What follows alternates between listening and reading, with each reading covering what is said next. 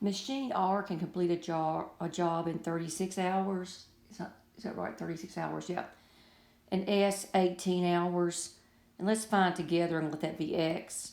That's 1 over 36, 1 over 18, 1 over X. Remember, time column is if the machines are working by themselves. Rate represents the machine working with other machines. It's always a reciprocal of time.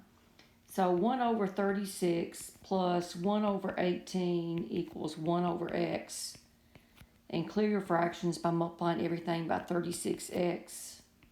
36X. So that's going to be X plus 2X equal 36. 3X equal 36. X equals 12 hours. So it takes, if R and S are working together, it takes 12 hours.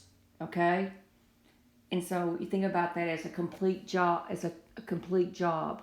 So how many would be needed for you to complete the job in 2 hours? Isn't that what it says? Let me read it again. Yeah, if the company used the same number of each type machine to do the job in 2 hours, how many machines of type R were used? Well, 2 hours, it's going to cut that in half. So we're going to need 6.